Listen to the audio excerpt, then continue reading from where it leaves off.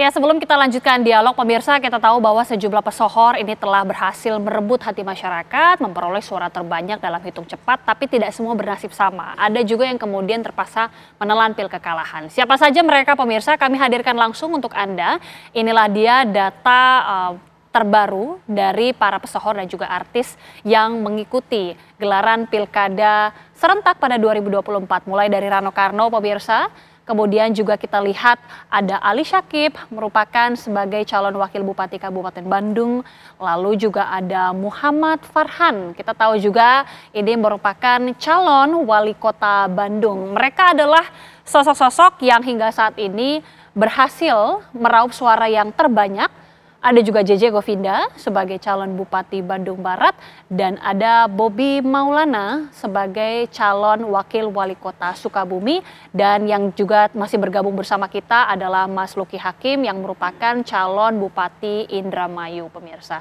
Inilah para sosok-sosok kami rangkum tentunya dari berbagai sumber yang kemudian disebut para pesohor ataupun artis yang mengikuti gelaran pilkada. Tapi tidak sedikit juga ada artis-artis yang kalah dalam setidaknya hitung cepat dalam pilkada. Salah satunya adalah Syahrul Gunawan, calon Bupati Kabupaten Bandung. Kemudian juga ada Ramzi yang merupakan calon wakil Bupati Cianjur, pemirsa. Selanjutnya ada Hengki Kurniawan sebagai calon wali kota Bandung. Ada juga Gita KDI atau Gitalis begitu ya sebagai calon wakil gubernur Jawa Barat. Inilah sosok-sosok yang sebenarnya tidak juga pemain baru dalam kontestasi politik.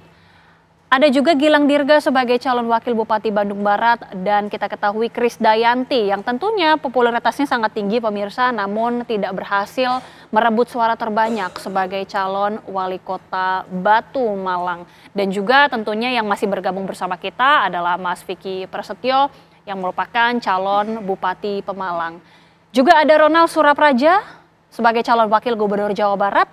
Lalu ada Alam Bahdukun. Nah, kita mungkin sudah lama ya tidak mendengar ya, tapi ternyata ini juga maju sebagai wakil wali kota Banjar, pemirsa.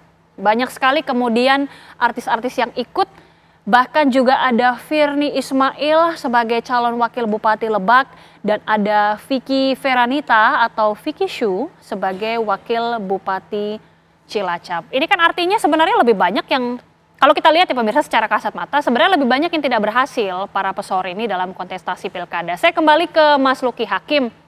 Mas Luki masih bergabung bersama kami. Ini menarik sekali ya untuk menelisik lebih jauh yang menjadi strategi pemenangan Mas Luki, karena kita tahu Mas Luki dari sisi popularitas, kalau tadi Mas Vicky Prasetyo mengatakan ini hanya modal di awal saja. Tapi apa yang kemudian membuat bisa berhasil memenangkan secara hitung cepat hingga saat ini? Ya, seperti yang dikatakan Profesor tadi bahwa popularitas adalah salah satu modal. Jadi hitung-hitung menghemat biaya baliho atau banner. Tapi selebihnya harus kita tempuh juga semuanya. Membentuk tim yang solid, strukturnya lengkap sampai ke tingkat TPS. Lalu kita juga melakukan kerja-kerja politik, konsolidasi, kita lakukan juga pengamanan suara. Pengamanan suara harus ada lengkap sampai ke tingkat TPS. Itu semua saya lakukan semua, sehingga seandainya umpama saya kalah, maka saya percaya bahwa ini adalah bagian daripada takdir saya. Tapi saya sudah lakukan semuanya gitu. Jadi insya Allah saya lakukan yang terbaik dari versi manusia. Sisanya adalah tugasnya Tuhan untuk menentukan. Dan betul bahwa investasi politik itu yang saya lakukan tidak dadakan. Saya pernah menjadi wakil bupati. Di saat menjadi wakil bupati pun, walaupun ada beberapa kendala-kendala, tapi tetap saya melakukan perjumpaan dengan masyarakat. Bahkan setelah saya mengundurkan diri pun, saya tetap memperhatikan apa yang terjadi di Indramayu, dan saya lakukan program-program advokasi.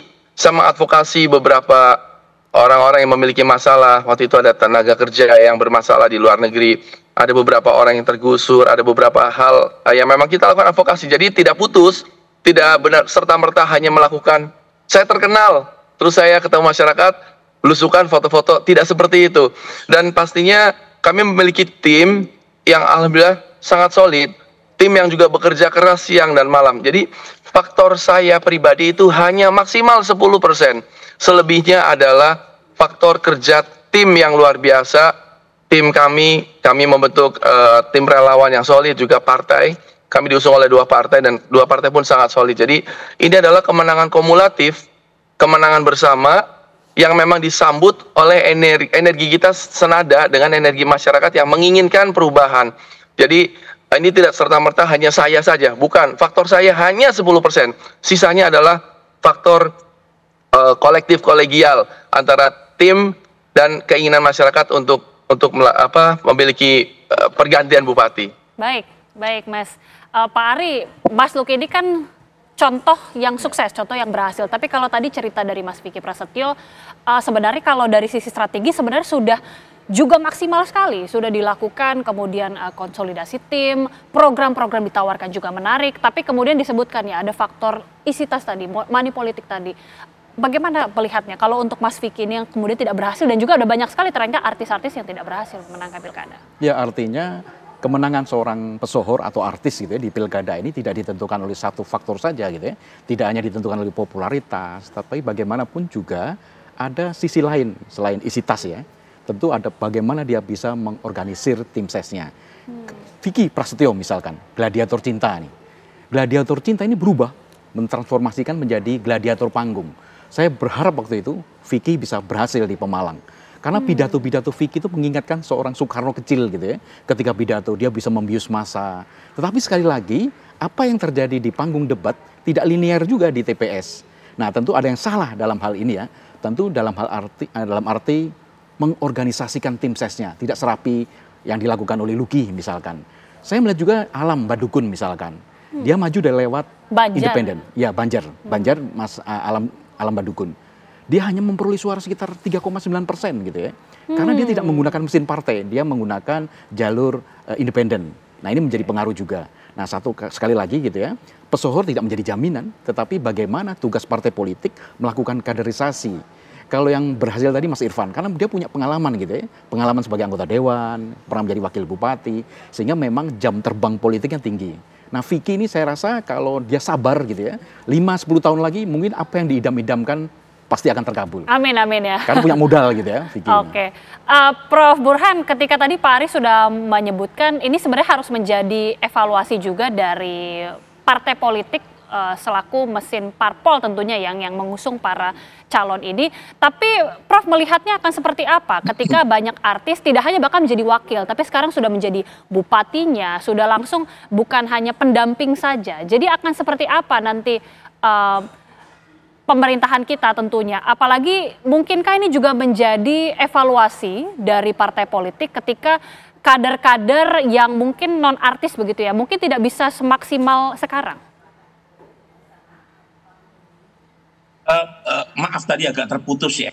Jadi saya ingin melengkapi potret besar mengapa artis ada yang menang, ada yang kalah. Jadi sebabnya kompleks Agita. Salah satunya terkait dengan satu model perilaku pemilih yang disebut dengan istilah rational choice. Bahwa orang memilih berdasarkan evaluasi terhadap incumbency. Nah, dalam konteks di Indramayu, itu incumbent yang maju, yaitu Ibu Nina, itu persepsinya negatif. Jadi Mas Luki diuntungkan juga dari sisi situ. Karena yang menginginkan Ibu Nina terpilih kembali itu hanya 35%. Dan itu yang menjelaskan mengapa Mas Luki menang relatif mudah. Karena tadi incumbency itu seperti pisau bermata dua. Kalau positif itu mudah sekali buat incumbent untuk terpilih kembali. Tapi kalau persepsinya negatif itu mudah buat penantang. Nah, dalam kasus Mas Vicky di Pemalang itu lawannya kuat-kuat termasuk incumbent, meskipun incumbent mendapatkan penantang yang cukup solid dari Pak Anob. Cuma nah ini ya, orang mengenal kalau afeksinya negatif itu lebih berat ya, lebih berat karena apa? Karena kalau dikenal tetapi dari aspek negatifnya itu sulit untuk bisa diterjemahkan dalam bentuk dipilihan. Nah, Mas Vicky ini mungkin populer sebagai seorang komedian, sebagai seorang selebritis, Tetapi buat warga Pemalang masih diperlukan ya upaya untuk meningkatkan keyakinan warga Pemalang bahwa beliau layak juga sebagai pejabat publik. Nah, ini yang menjelaskan mengapa afeksinya kurang sepositif lawannya, entah itu Anom atau Mansur Hidayat. Jadi ini variabel-variabel yang kompleks yang seharusnya dihitung oleh partai politik ke depan, terutama dalam memasang pesohor, entah itu dalam konteks pemilu legislatif, entah itu dalam konteks pemilu kepala daerah. Kalau pemilu legislatif, itu jumlah yang diperlukan untuk menang lebih sedikit kita. Kan kita tahu ya, dalam pileg apalagi tingkat DPRD kabupaten kota itu kan tidak banyak suara yang diperlukan untuk lolos. Mungkin yang agak banyak tingkat DPR RI, tetapi dibanding perolehan yang diperlukan untuk menang dalam konteks pemilihan kepala daerah, apalagi di Jawa atau Sumatera, itu suara yang diperlukan besar sekali, apalagi di Jawa yang penduduknya besar. Nah, di situ diperlukan ya artis, pesohor, selebritis yang bukan hanya menjual popularitas, tapi juga punya kemampuan teknokratik, punya pengalaman jam terbang politik, dan sekaligus punya kemampuan untuk meyakinkan secara persuasif warga. Jadi tidak sekedar menjual kemampuan selebritisnya atau popularitasnya, tapi hal lain. Dan itu yang menjelaskan mengapa ada yang menang, ada yang kalah.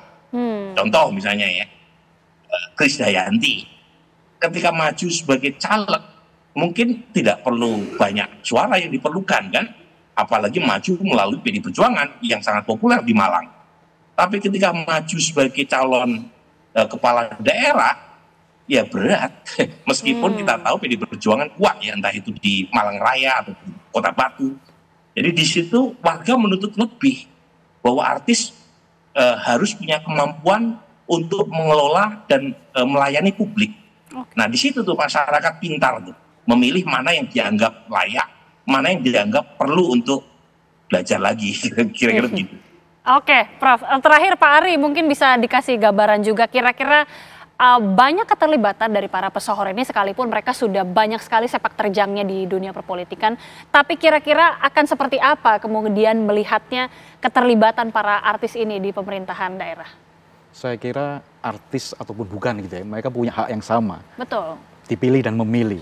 Tetapi hanya karena labelnya dia artis. Tetapi sebetulnya artis kan juga mempunyai keuntungan advantage gitu ya, advantage politik tadi popularitas. Nah, oleh karena itu artis yang akan maju di pilkada maupun di election berikutnya lagi, misalkan di pemilu ya, harus lebih banyak belajar menurut saya ya.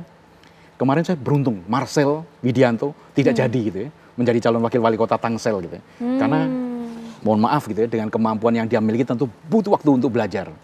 Kemudian saya melihat misalkan Luki contohnya, Luki atau Irfan misalkan, ini mempunyai modal, dia modalitasnya politik cukup tinggi gitu ya. Oleh karena itu tidak jadi jaminan juga artis bisa melenggang menang di pilkada. Butuh waktu dan butuh proses, butuh kesabaran. Namanya kesabaran progresif. Oke, butuh waktu, butuh proses, dan tentunya kita akan lihat bagi para pesohor yang sudah memenangkan setidaknya versi hitung cepat hingga saat ini, kita akan lihat dan tunggu bagaimana kinerja untuk di pemerintahan daerah. Terima kasih sekali lagi Mas Luki Hakim, terima kasih Mas Vicky Prasetyo, terima kasih juga Prof. Burhanuddin, dan terima kasih juga Pak Ari sudah bergabung bersama kami di Apa Kabar Indonesia Malam.